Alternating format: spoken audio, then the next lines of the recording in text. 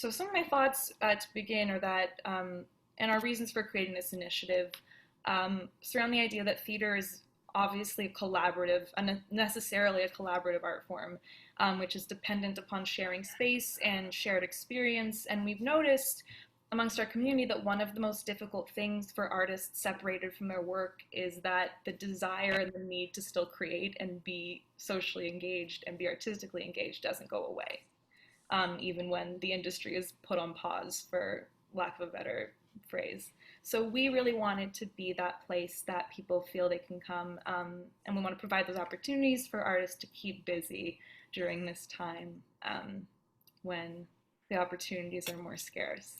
So without further ado, I wanted to welcome our guests. I would like to invite you to introduce yourselves, tell us where you are in the world, and my question that I want to start off with is what kind of art you make and what you like about it. So, Shelley, why don't you start us off? Ooh, okay. I know. Whew. Wow. Going right in for it. Going in hard. All right. I'm Shelley Butler. I'm a director. I am currently in Greenville, South Carolina, though typically living in New York. And I direct primarily new plays and musicals, although classics as well. What I love about all of those forms is the ability to storytell, to create empathy, and to connect.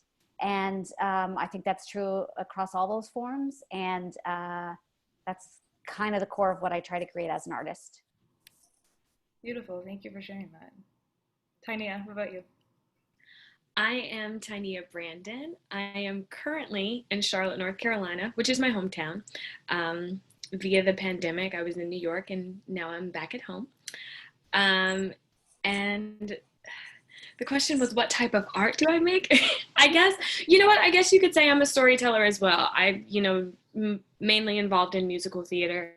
Been blessed enough to have had a really wonderful career in a short amount of time. But yeah, I like to tell stories, in any way that I am able to tell a story, I will. Mm-hmm. Beautiful. And Shep. And I'll piggyback right off of that.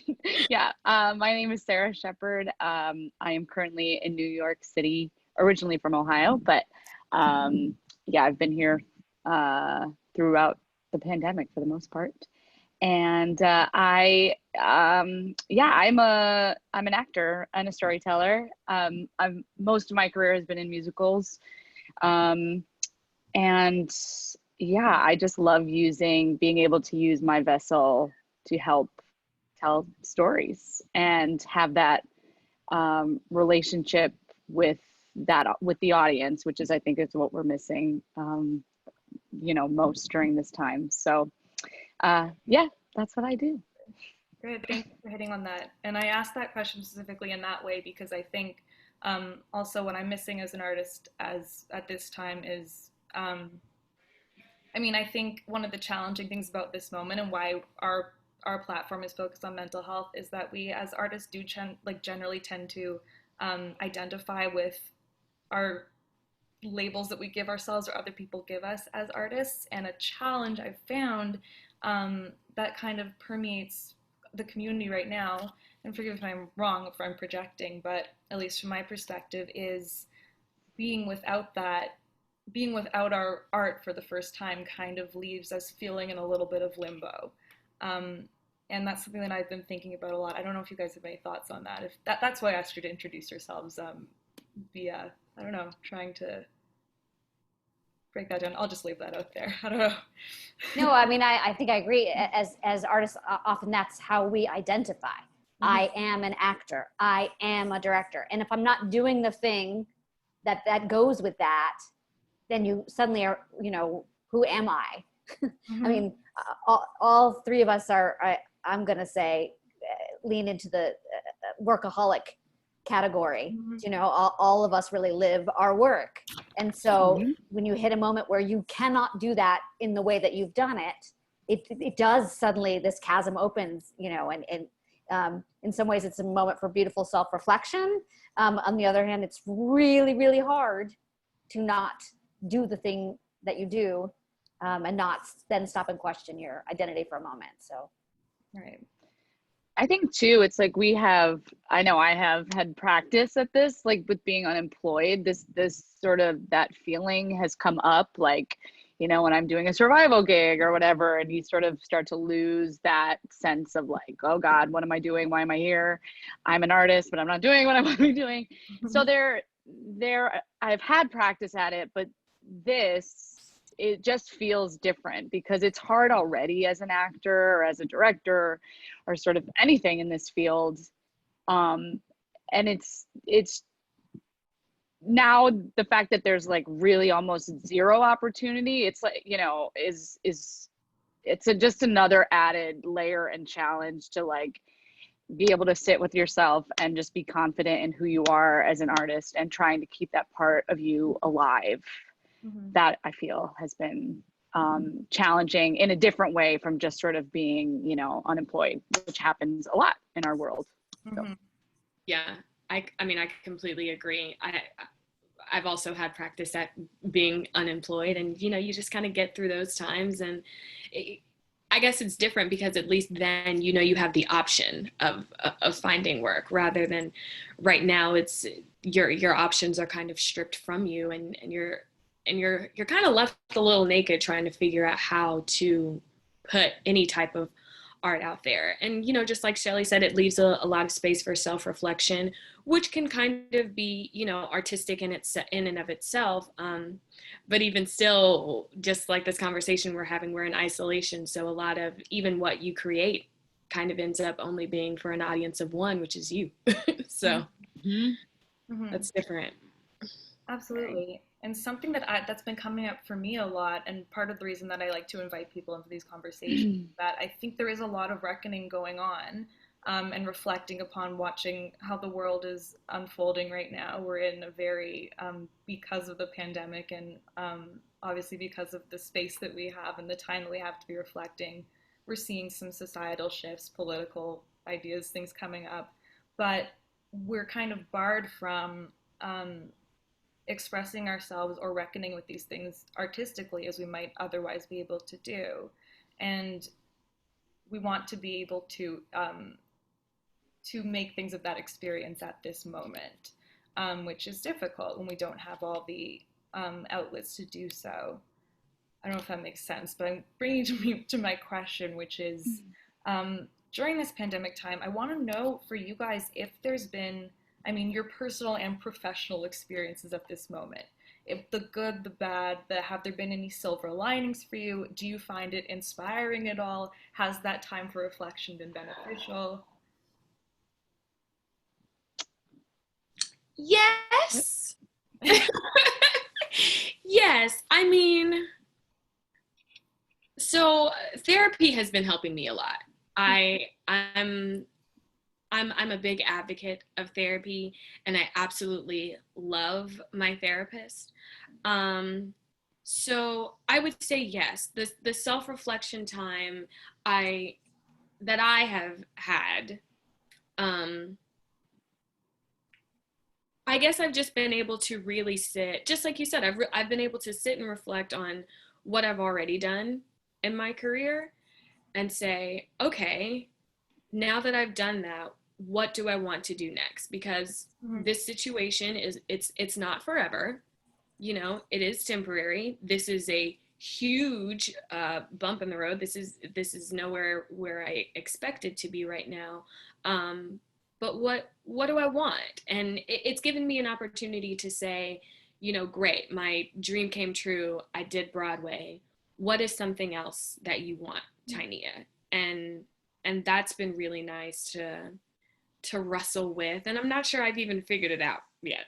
But I'm getting used to the fact that I can do that now, that I have the space and time to give myself new options. And focusing on you back, TyNia, for 1 second, did you tell me that you're going back to school? I am.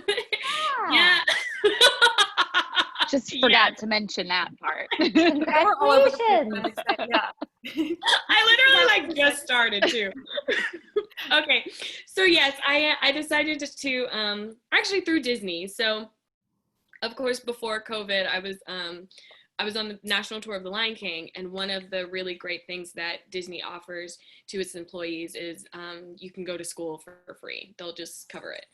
So I was like, okay, well, if I still get this benefit, this is fantastic.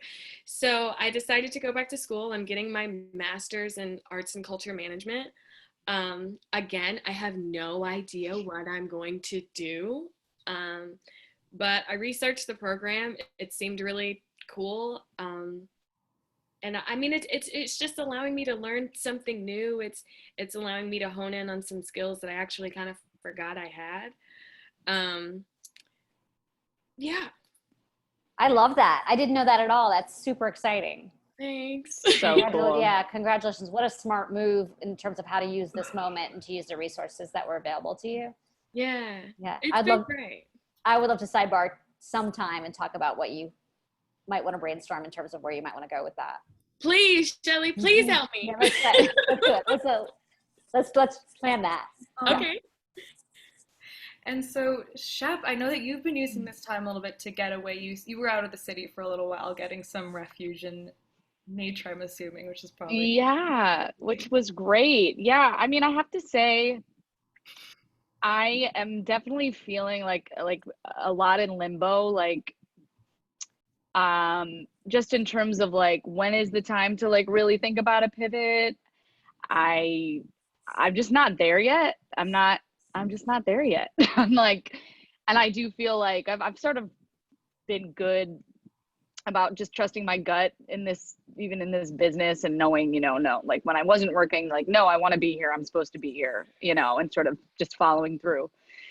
And I just haven't found, like, I don't know what else I want to do, I guess is the easiest way of putting it. Like my whole life I've wanted to do this, and I've never, like, I've just wanted to be a working actor. I didn't need to be a star. I just want to do this. And I've dabbled in like doing some master classes and teaching, which I really like enjoy, and I just want to get better at it. So I just need to like do it more. So I've been enjoying that and sort of, getting my fingers wet there. But yeah, so I've just been, I've been chilling a lot during this time, which I'm giving myself grace. I worked, hard for a lot of years in a row, which I'm so friggin' grateful I had that job for that long. It's amazing. I mean, I still pinch myself. So I'm just thinking, like it's okay to relax and have this time, because when we are working, we don't get any of this time, to really sort of sit and just be with ourselves, or be able to be with family if we can be. So that's sort of what I've been up to. Mm-hmm. Not a whole lot, really. I mean, it's this time to take to like refill the vessel, because we as artists, there's so much emphasis put on giving of ourselves and giving of our talent, but that's definitely something that's needed to be able to take that time to sit with those questions and spend time with family and fill up. So Shelley, I know you were speaking about earlier about your family made kind of a shift and where you ended up right now. Yes. So when this all hit, my husband was directing a show in Las Vegas, and I was gonna go. My son, my 10-year-old, and I were gonna meet him there for spring break, and then I was headed to direct a production of Arcadia in California. But we got there, and 48 hours later, Vegas shut down, and so we were like, "What do we do?" And at that point, that was like 2 days after Broadway shut down. But we didn't know what was going on. So we were like, well, let's book an RV. So we did, thinking, oh, we'll spend a week. And then we'll go back to Vegas, and he'll go back to rehearsal and I'll go to rehearsal. But about 4 or 5 days into that, we realized we were not going back. So we took the RV across country, which was awesome. Weird in a pandemic, right? Because you can stop and take pictures outside of places, but you can't go in. So weird. So it was weird. But anyway, but it was kind of awesome to be like sheltering while mobile. Anyway, we made that 2-week trek, and kind of just looked at our options and decided that taking a gap year away from the city made sense to us my husband and I are both freelance directors. So it just, it didn't make sense to stay. So we are spending a year in Greenville, South Carolina, and which is a major shift for us. I was saying earlier, we're all in the same house for many, all the time. So that's a huge change. I'm used to spending 3 or 4 months out of the year on the road. And he typically does also. So if you add that up and, it's a new world. Right. As fans, I must say, as fans of all three of you, I look forward to what kind of art this time will bring out in the future when we kind of get back to quote unquote normal. Girl, me too. Truly. And more about that in a bit, but I do want to pivot, which is to the reason that that I know the three of you, which is the Broadway musical Beautiful, the Carole King musical. The three of you worked together on this show. It was a long-running Broadway show. I know you all had kind of different trajectories involved with that show. Shelley worked as the associate director. I'm not sure for how long you were there. 3 years. So you worked as the associate director at Broadway as well as the tour. Sara, you were in the company from the beginning, so that's about 6 years. And TyNia, you were in the touring company and then ended up on Broadway. Yeah, 2 years total, counting both the tour and Broadway. Amazing. So what I wanted to ask you guys was, collaborating with one another on that show, what ways would you guys sort of end up interacting with one another day to day in your specific roles? I mean, a lot, especially with the three of us. I mean, TyNia and I sat next to each other in a dressing room, so we interacted all the time. But also, we were in rehearsals together all the time because usually swings would be called to run dance numbers or whatnot, just for rehearsal. And then Shelley and I, we worked together all the time too with put-in rehearsals. We were constantly checking in and collaborating and just making sure, everything was the machine was flowing well. Yeah. And it was great. I don't know. I loved it. I loved, I think about coming into a rehearsal and seeing Shelley sitting there. I'm like, oh, great. I'm not just staring at this machine happening myself. I can actually work with her and we can look at it together with another set of eyeballs, So I loved that so much. Yeah. Oh, and speaking of which, sorry, but to interrupt this conversation for a second, we do have a special guest who I'm going to ask to turn on their video now while we're having this beautiful conversation. It's Carole King. I'm just kidding. Chilina! Hi. Hey, Chilina! I mean, it is Carole King. It is Carole King, right? And Henry's there. Oh, it says, yeah, sorry, look. it's getting bigger. Oh my God. So big. Hi, Henry. Yeah, so Chilina and I just touched base earlier today, and I said, hey, we're having this talk with three of your former colleagues. Hi, Henry. Hi, friend. Oh my gosh. And I just posed the question, Shelley, I don't know if you were in the room, but asking about you guys being in these different roles in the show. Obviously, we're performing as Carole King on Broadway. TyNia, you worked as a swing. Shep, you were not only a swing in the show, but also the dance captain, and Shelley being the associate director. If you guys could elaborate a bit on, I know Shep, you just did this, on your specific roles and in what kind of ways you would have worked with one another respectively. Shep was a superstar. She did everything. If there was something to do, she did it. She was amazing. She played every role. Thank you. Boss lady. Thank you. Thank you. True. It was really fun. Thank you. I loved it. Yeah, no, I mean, I guess as a swing, of course, I worked with Shep a lot and Shelley as well, because I was at pretty much every rehearsal. But Shep really did make it, Shep and Shelley, they made the job really easy for new people who were coming in and joining the cast. Coming off the road into the Broadway production, there were just these minuscule changes that for a swing are just small enough to be like, wait, what? You know, um, like, you know, you were on 4 on the road, but now you're on 6. It's, you know, very small things. But they made the transition so easy, both of them. And, you know, with being a swing, you kind of have to know all parts of the show. But being a dance captain, you know all parts of the show and the rest of the parts of the show that people don't know exist.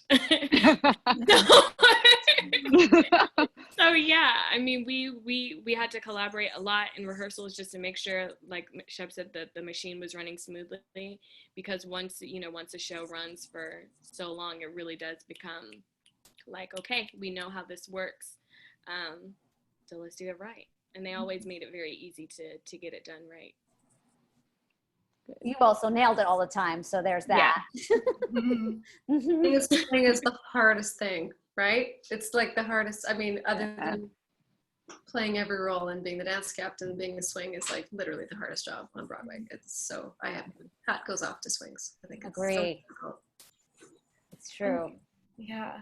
I'm trying to find like self-accountability too, you know, which is like nobody's really spoon feeding you stuff, you know, you learn tracks, but like then really at the end of the day, it's like, okay, I gotta like go over this myself to make sure I'm on the gig to be able to go in, you know, at a moment's notice. But and I think too, Beautiful was it's such a well-structured show as well. You know what I'm saying? So when I guess for me, when learning all of the female tracks, it was like a puzzle, but the puzzle was perfectly set. You know what I'm saying? So each track had its own pattern, and as long as you could understand the pattern of each track, you could really just kind of slide right in.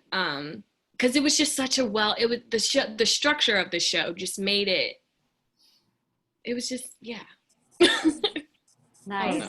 Yeah. Shelley, I wonder how I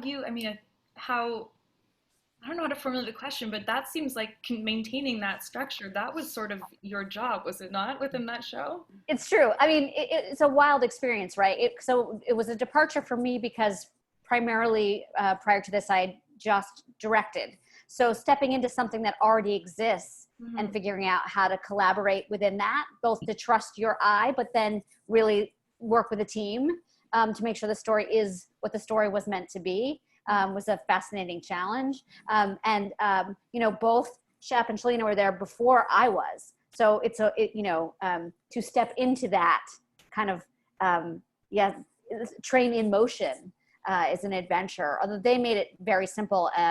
One of the things that was phenomenal, I would say, across the board on the show is that people were really receptive and hungry for an outside eye. And there was always the back and forth. So that made it the most fun. You know, so that it's not about, and also Mark gave us quite a bit of room.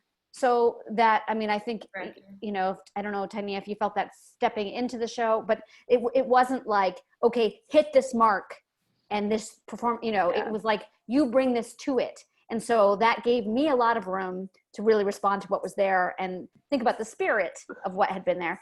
And also, again, for folks that had been doing it for a long time prior to me, to be able to come in with fresh eyes and say, you know, okay, what was the original impulse there?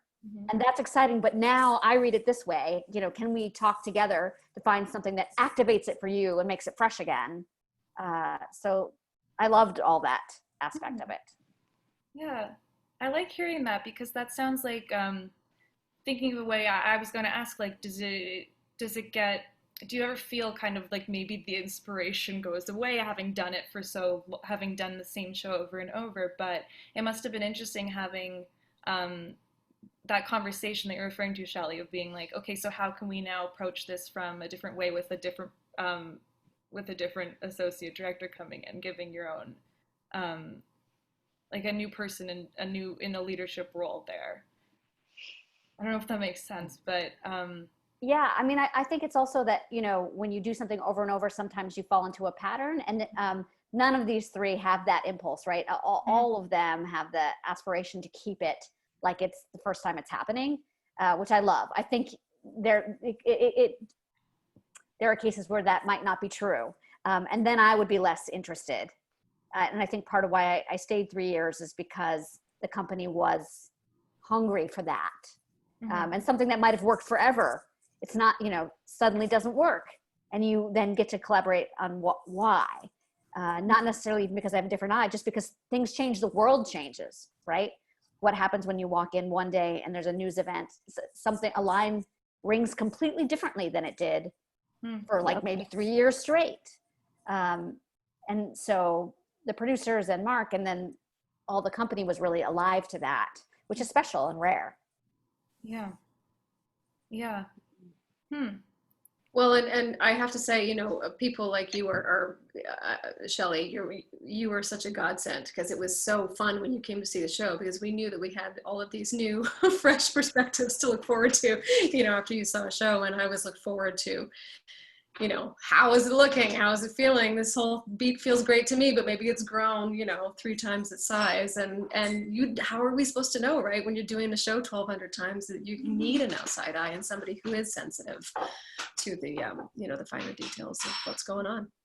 And remember that performance after the election, that's wild. I mean, I've never been in such an alive house before, where they're reacting to something that's on stage that happened decades ago, but they're also reacting to something that happened last night, and everybody is in tears. It was, I've never experienced anything like it. No, I remember it so vividly. And that's sort of what I was thinking of when I was talking about news and how it, because you can't deny that that's there. And I guess you could try to turn off, but you're getting what you're getting from the audience. And you also lived the day as a human being in the world.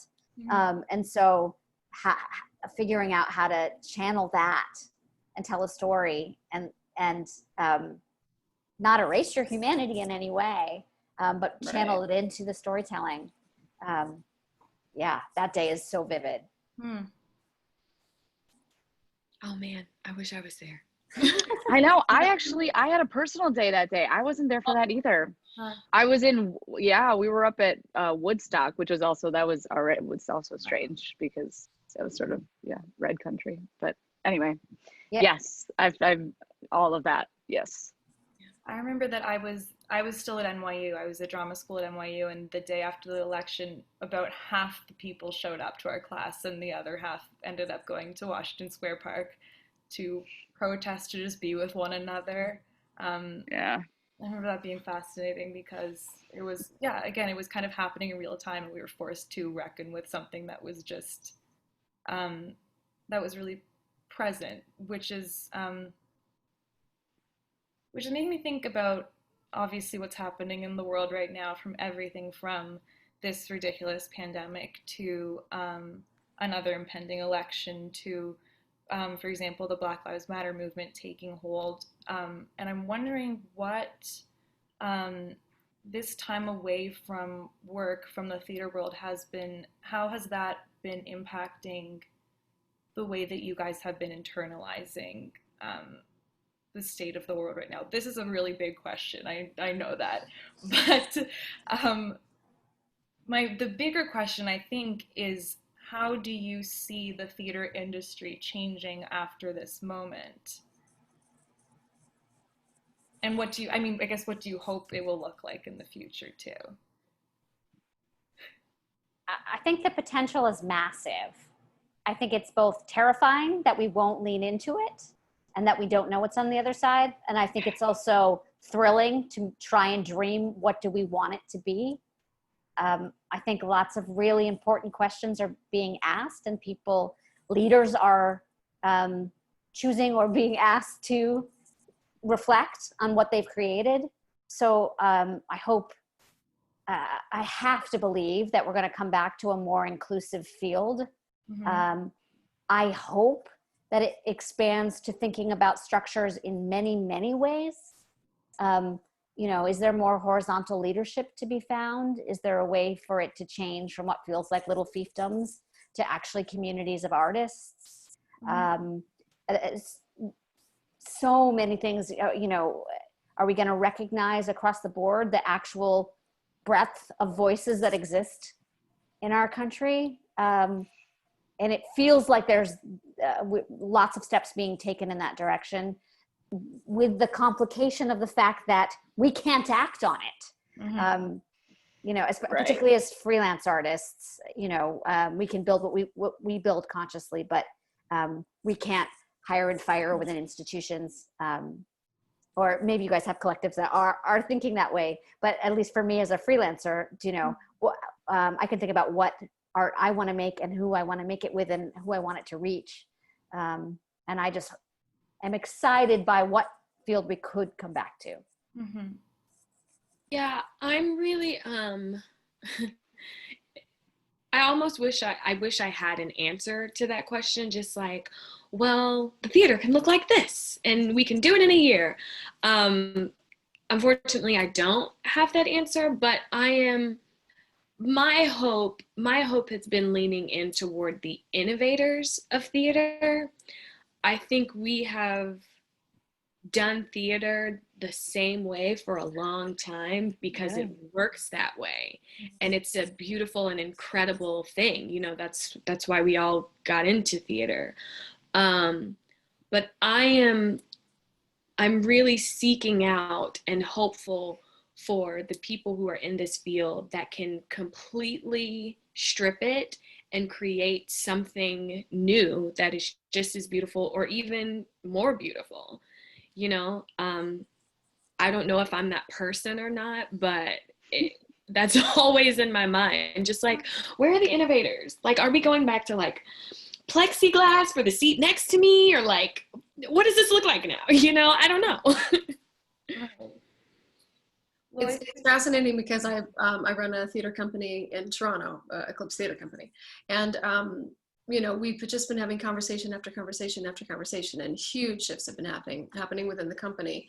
And you know, but it's everything from debates on the work week and how it's organized in tech, right? And how many hours are we asking people to work, and what kind of stories. And we have this, I mean, we don't, but the First Nations have a saying in Canada, and now the theater is trying to implement it, not without us, right? So we need to include them in every step of the decision making, of, you know, large decision making processes.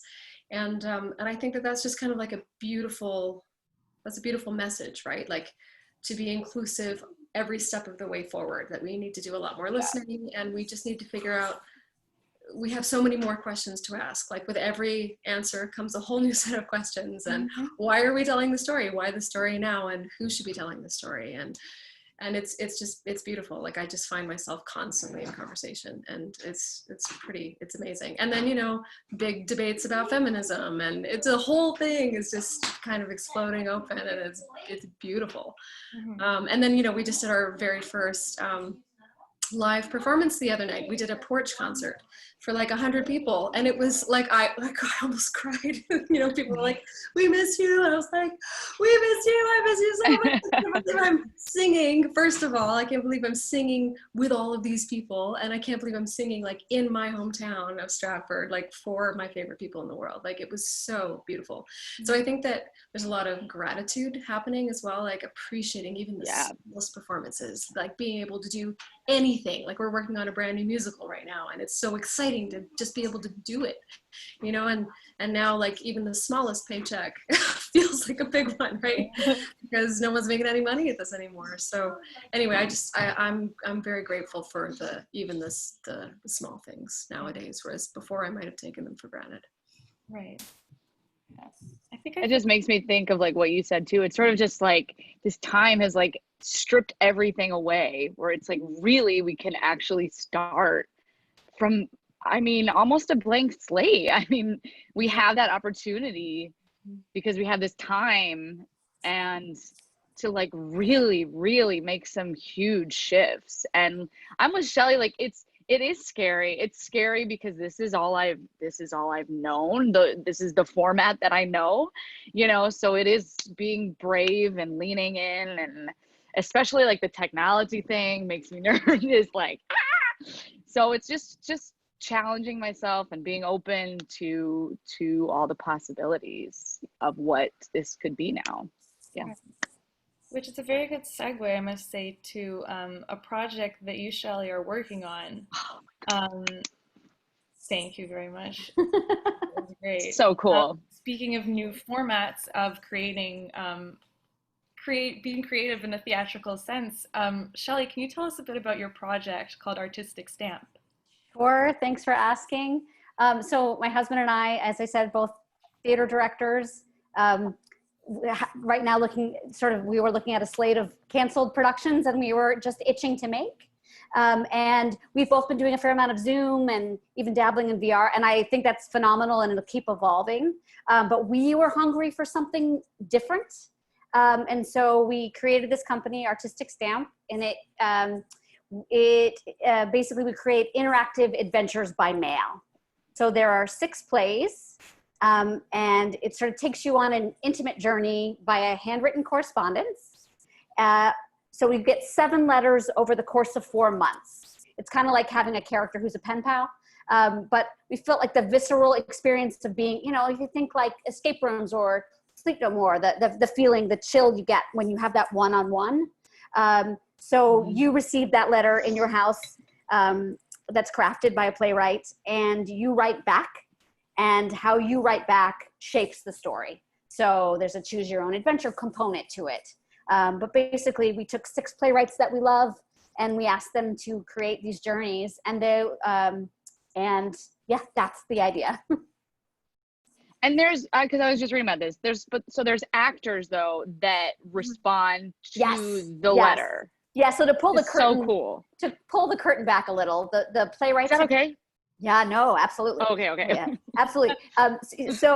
Right, which part of what we did is because we were looking for how can we employ and put to use the most artists possible.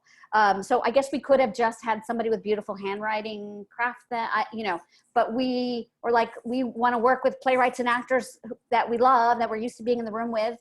And so the playwright has created the story, including lots of different branches, which may change based on what they get back. But the actors handwrite those letters, but also improv.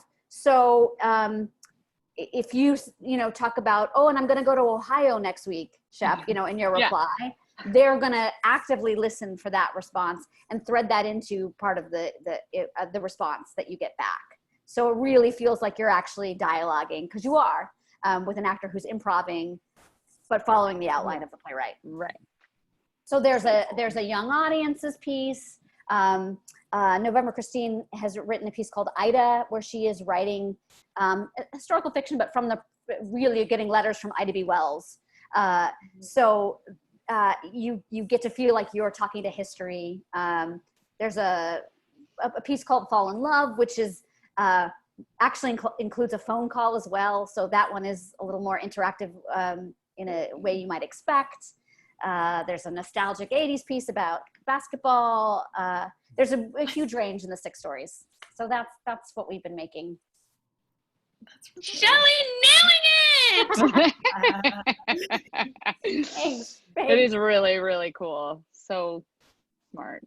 No, it's what's great about that, I think, I've been following your journey with this a little bit, is that you are hitting on something which is this give and take between artist and audience.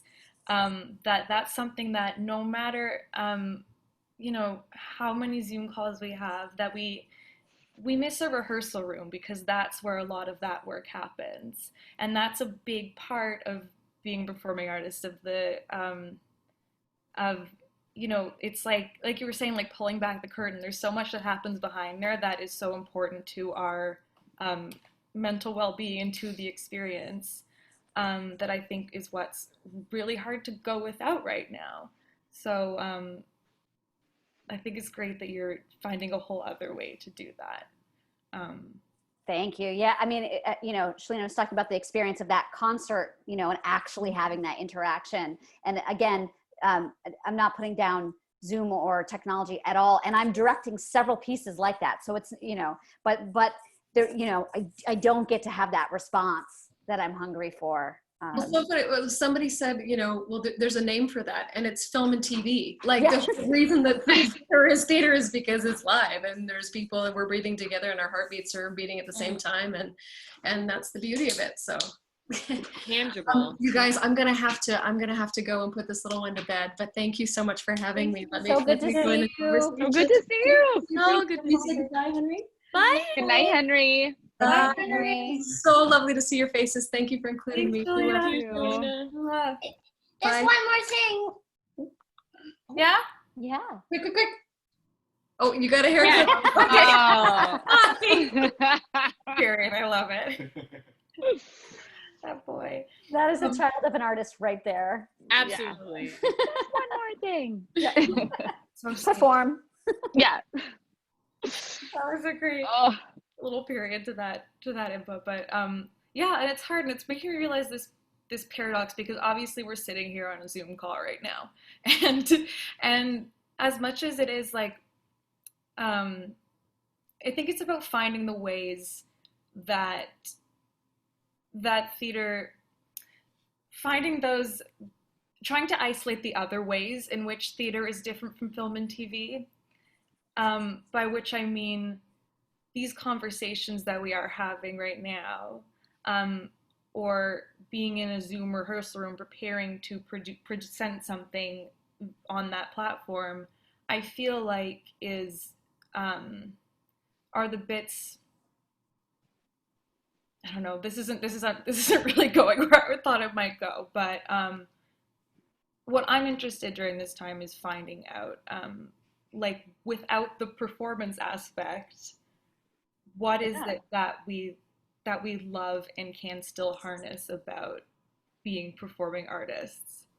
Yeah, I mean, I feel like just with the form that you've created, you're well on your way. It's really smart. Just giving people a place to collect and discuss. And I mean, when I would come into the theater, part of why I love the job on Beautiful, because it's different from usually I direct a show and then it's over. And it's a great family, but like that routine of, coming into the booth and, both these ladies were often there, and that togetherness, right? And it was like, oh, quick note, Yeah.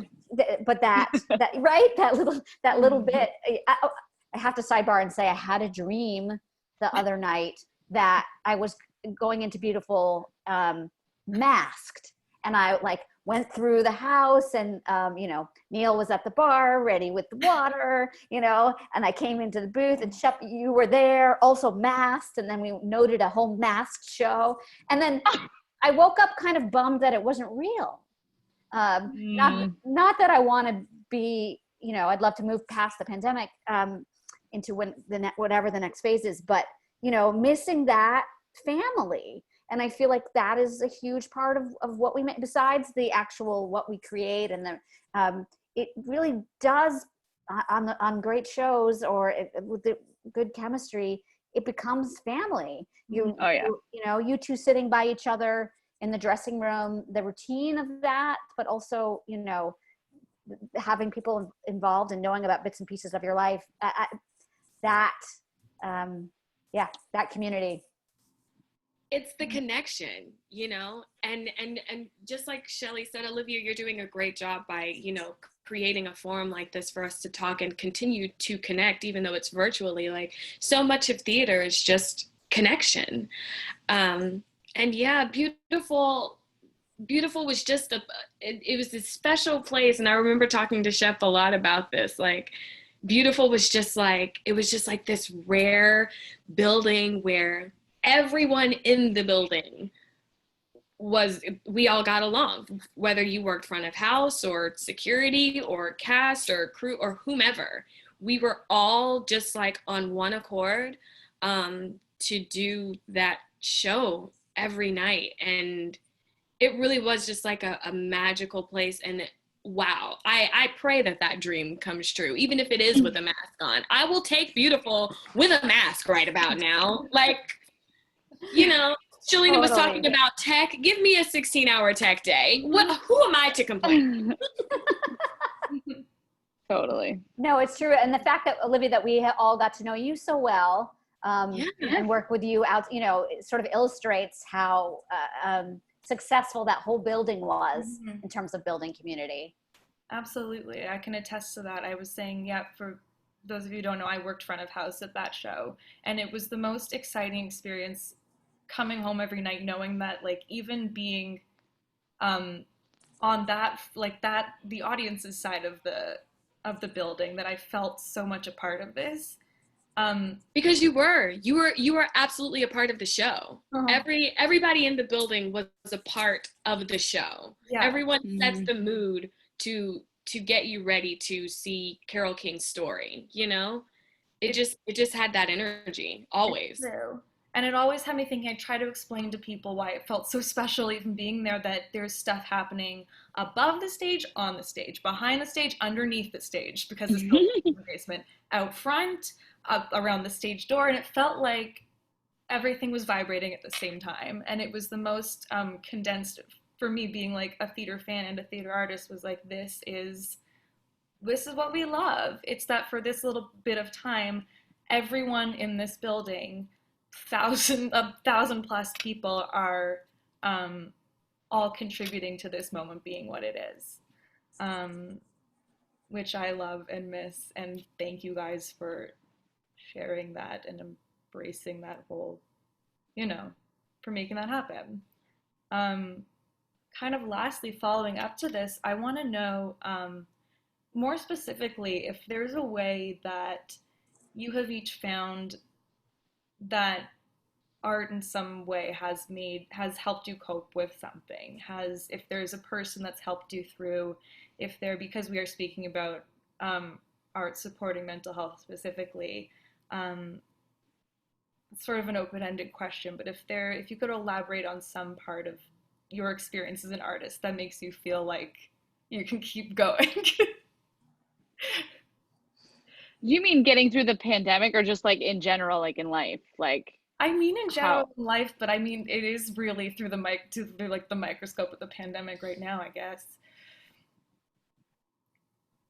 I'll go. No, Shep, no. I think he's listening right now, but my dad, I think he's watching Facebook Live, but he is, and my mom too, but my dad is a musician. He's a piano player. And actually right before all this, and we were just listening to some of it today, we did a concert in January in St. Louis. And I was thinking, I'm like, oh my God, I can't even believe we did that. Like, it feels like forever ago, and like so much, and also nothing has happened from March to now.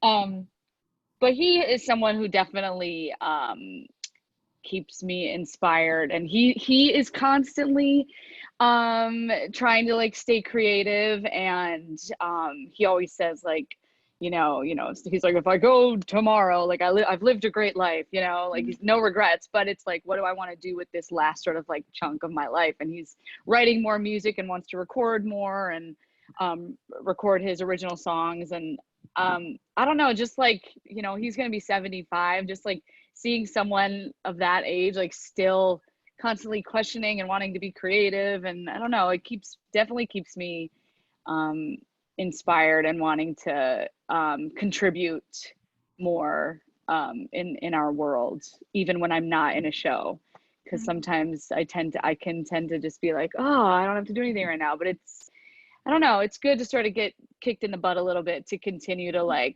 you know, be creative and flex the muscles and stay on top of your skills. Yeah. So that's my answer. Thanks, Dad. Aww. Dad. Aww. I've been doing a lot of studying my own voice. I'm still taking voice lessons and everything. But I think and I kind of started getting a sense of this even before the pandemic, but one thing that the pandemic has really made very real for me is that I have spent a lot of time, even, you know, before Broadway, trying to sound like what everyone wanted me to sound like. Just really like singing to get the job or singing for a role. And one thing that's been keeping me going during the pandemic is working with my voice teacher and just actually figuring out what my voice does, what my voice sounds like. My mom reminded me that, you know, I used to write songs and stuff. So and she found this box. We've been like cleaning out storage areas, of course. And so she found this box of like things that I had written when I was a little girl, and like songs and poems and things. So that's what's keeping me going. Just like reminding myself of what my voice actually is. And since I don't have to sing for a role right now, figuring out what my voice sounds like, how I sing when I'm not trying to sound like the Shirelles or like, you know, Shenzi yeah, you know, just that's been keeping me going, and I'm hoping it can, you know, take me into something when the world turns back on. I love that. Clearly we chose to throw ourselves into this whole new business, so that's sort of been all consuming. I mean, I guess the role shift for me in this, as someone who's been I have been on the directing path forever. I am not well-rounded. Like, I have just always been a director, and sort of, you know, by hook or by crook, I always was finding a way to be direct, you know, whether it was early on this MFA show, I was always just, that was the path. And this is a moment where that's not the path. And so actually having to think about marketing, or, you know, and coordinate, those are just things that I haven't done them at all. But in order to put this idea out in the world, there is no choice. You know, we are building this company out of our living room, with, you know, with not finances for some elaborate, you know, marketing department or what have you. So it's scary, but also exciting to just try to stretch into a different role. So I'll say that just that activity has been kind of pulling us through. And I guess I would say stepping away from the art, just stepping into nature has been, for me, mental health wise, kind of the thing, if I'm going to be honest, you know. When I hit what do I make? I can't say that I'm reaching for other art to get me through in that moment. I find that it makes me more aware of what we don't have. But taking that 4-mile hike, you know, actually is the thing that for me, for mental health, has been key. Yeah, totally. It's an important duality between, see if I can describe this in a way that makes sense to human ears. There's an important duality between identifying oneself with the art that you enjoy consuming and creating, and also identifying oneself as a human on the other side of that. Absolutely. Of that sphere. Yeah, and I think what's been interesting, and why these conversations always go so all over the place, is because I think this time away has afforded us the rare opportunity to grapple with both those sides of ourselves. Correct me if I'm wrong, but I've been feeling like, for example, I came back to Toronto, I directed a show immediately. I felt like I was starting to get into the community here, and then it all stopped. And I was left with this excess, like, I want to do things, I want to get to know more people, I want to keep going, but was forced to instead take a breather, focus on my personal life, and then kind of when I was ready, got inspired to create something new. And it's been really a grappling with both, with like the artist Olivia and then like the human Olivia. And this might be the biggest question of all, but I kind of want to end on it, which is, I want to give each of you the opportunity to describe yourself without talking about your art.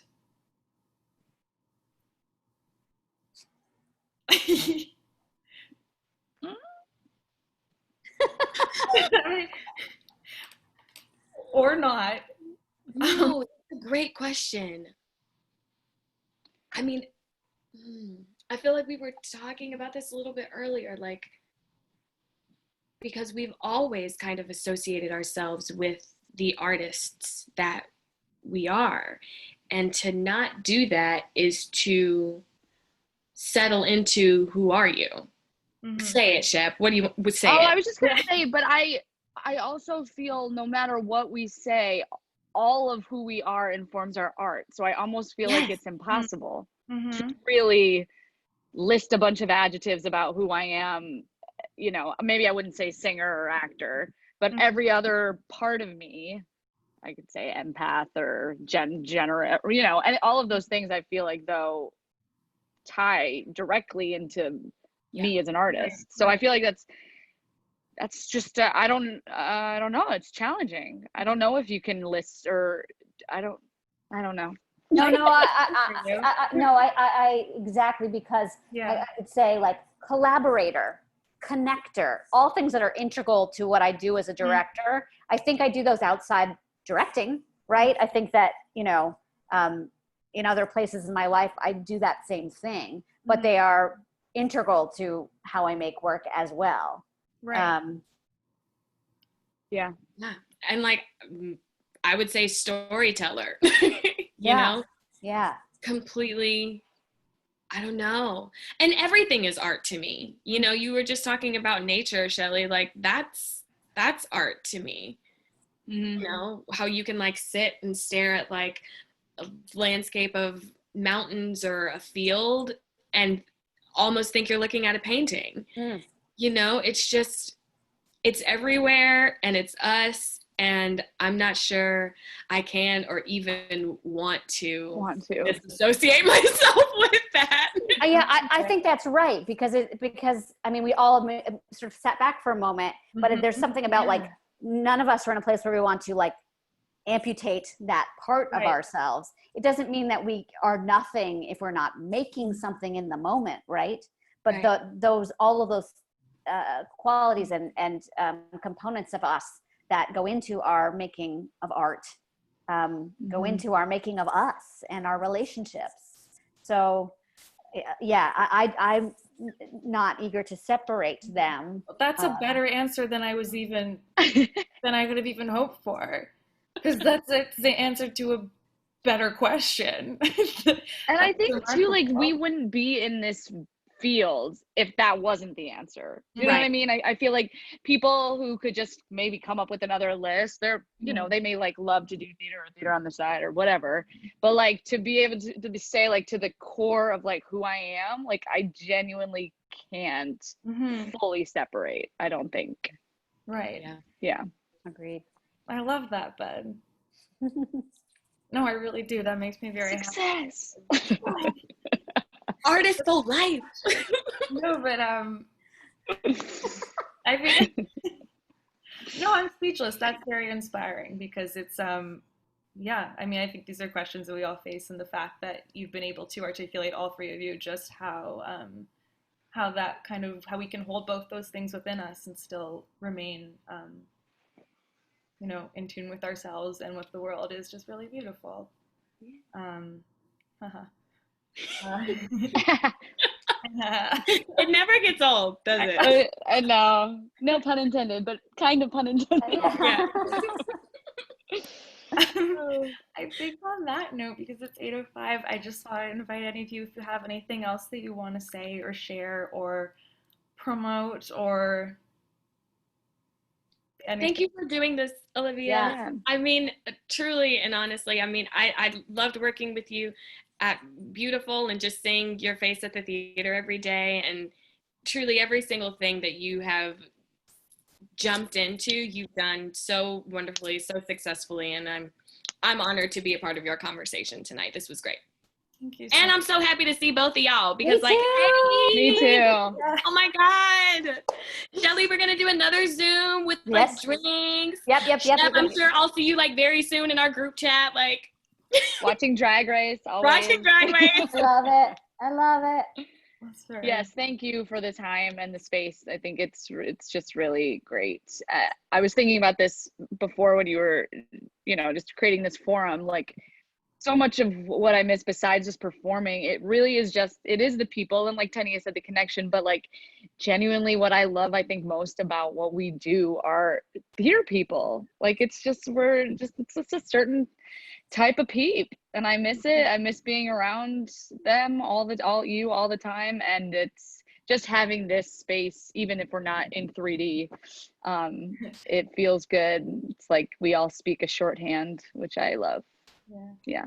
I'm glad. Yeah, I echo all of that, and I'll say, Olivia, I'm excited both about what you do with this company, and on the other side, what you do, you know, having had the privilege to have you outside of Beautiful assistant direct a project of mine. I feel like I'm really excited to watch you fully come into yourself and what kind of work you're going to make in the future. I can't wait. Thank you. I appreciate Yeah. it. I swear I wasn't asking for but I appreciate it. Sure. You don't have to, girl. You that good. That's right. That's right. Thank you so much.